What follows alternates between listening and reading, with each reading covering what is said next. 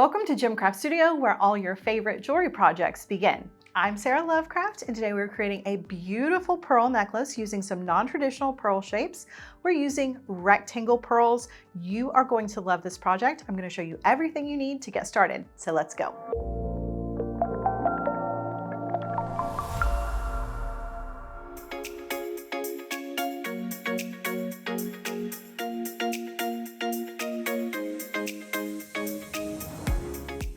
We're going to be using our chain nose pliers and our bent chain nose pliers to open and close our jump rings, including attaching our clasp.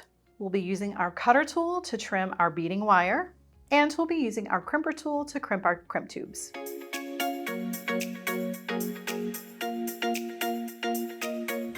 For this project, you're going to need about 24 inches of your beading wire. However, if you would like a smaller necklace, use less. A longer necklace, use more.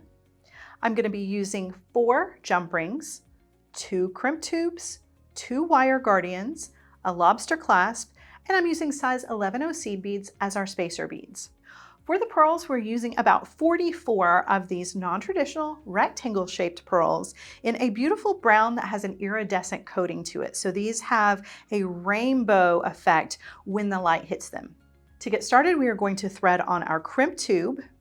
Hold that about 2 inches from the end of your beading wire and then thread on your wire guardian. Take the beading wire up through the wire guardian and then back down through the wire guardian and down through your crimp.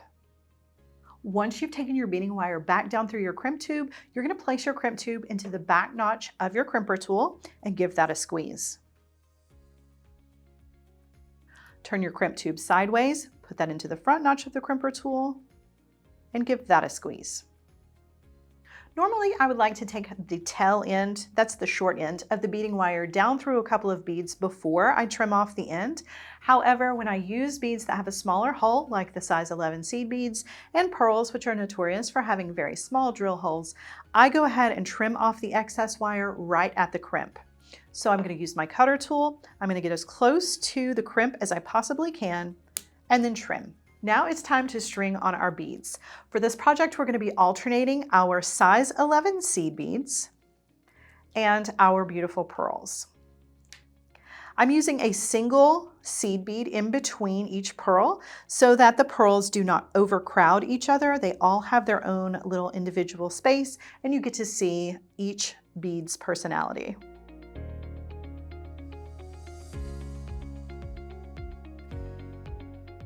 We're going to continue this pattern until we string up all 44 of our pearls. All right, we've made it to the end of our necklace. I have one more pearl to add, so I'm going to add my single seed bead, my last pearl, and then one more seed bead. I'm also going to thread on my crimp and now my wire guardian. We're going up through the wire guardian, back down through the wire guardian, and down through our crimp.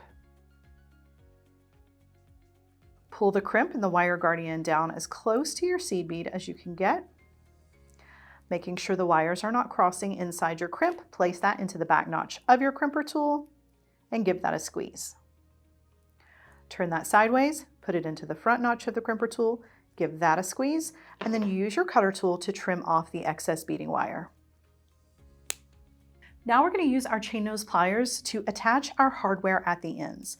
For this project, we're actually using 4 jump rings instead of 2. I normally just stick to the 2. However, I'm using jump rings to add an additional amount of length to this necklace. And you can always do that if you need a longer necklace, but you don't have enough beads. So feel free to create little extension chains out of your jump rings to increase the length overall. So I'm going to place a jump ring between my pliers, and I'm going to twist to open and thread that onto one of the wire guardians on the end of my necklace. I'm also going to thread on a second jump ring, and I'm going to close that back. I'm going to use my pliers to open that second jump ring and attach my clasp. Using my pliers, I'm going to do the same thing on the other side, but without the clasp. Opening a jump ring, attaching that to the wire guardian, and then threading on my second jump ring and closing the jump ring. Now when you go to attach your clasp, you can pick either jump ring to get a little bit of difference in the length. And again, the more jump rings, the longer the extra length to your necklace. So feel free to play around with the measurements and create your own little chains. And now your necklace is complete. Thanks for watching. I hope you have enjoyed today's video. I'm Sara Lovecraft here at Gemcraft Studios with Shop LC. Please be sure to like and subscribe so you don't miss any of our future tutorials. And let us know in the comments, would you wear this as a statement piece all on its own, or would you layer this with some of your other favorite jewelry?